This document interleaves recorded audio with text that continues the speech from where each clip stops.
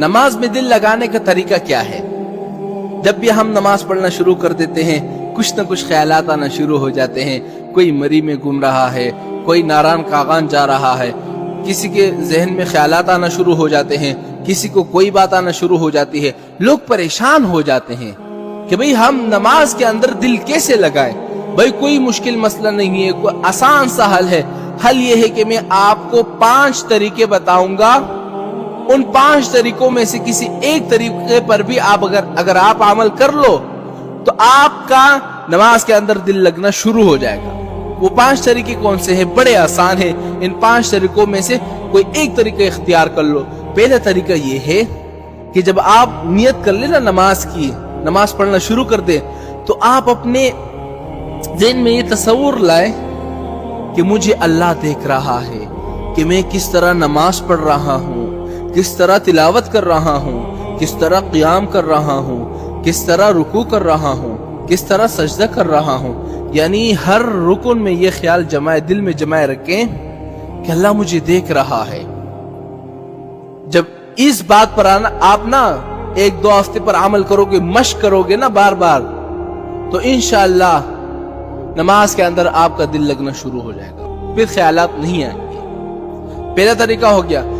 اچھا، دوسرا طریقہ کیا ہے کہ نماز کے اندر جو تلاوت اور اذکار اور تسبیح ہوتی ہے نا، سب عربی میں ہے.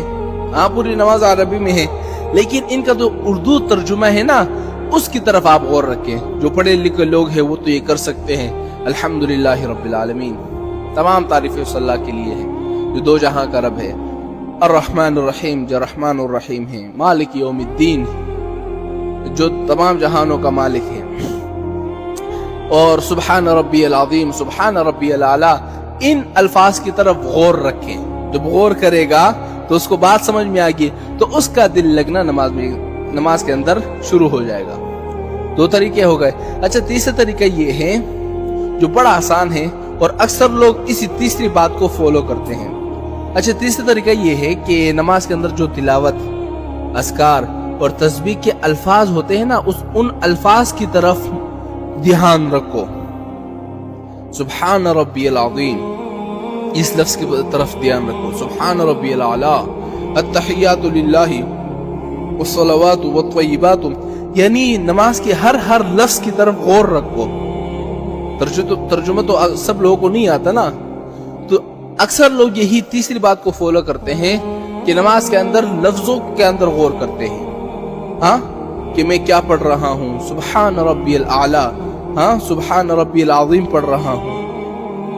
اچھا، تو چوتھا طریقہ کیا ہے کہ ذہن میں یہ تصور باندھے کہ میں بیت اللہ کو دیکھ رہا ہوں، بیت اللہ میرے سامنے ہے، کعبہ شریف میرے سامنے ہے. یہ ہو گیا چوتھا طریقہ. اچھا، 5واں طریقہ یہ ہے کہ نماز کے اندر جتنے ارکان ہیں وہ سوچ کر ادا کرے. کیسے؟ مثال کے طور پر نیت باندھنے کے بعد یہ سوچے اب میں قیام کر رہا ہوں، اب میں رکوع کر رہا ہوں، اب میں سجدہ کر رہا ہوں، اب میں سلام پھیر رہا ہوں، اب میں تشہد میں بیٹھا ہوا ہوں. جب ان چیزوں کی طرف آپ کا سوچ جائے گا، انشاءاللہ چند دنوں کے بعد آپ کا نماز میں دل لگنا شروع ہو جائے گا. اور میری ایک بات یاد رکھنا، یہ 1-2 دن میں آپ کا کام نہیں ہوگا، 3-4 دن میں نہیں ہوگا، بلکہ مشق کرنے سے آئے گا. کئی دفعہ آپ کرو گے نا، 1-2 ہفتوں تک کرو گے تو انشاءاللہ نماز کے اندر آپ کا دل لگتا جائے گا، پھر یہ خیالات نہیں آئیں گے.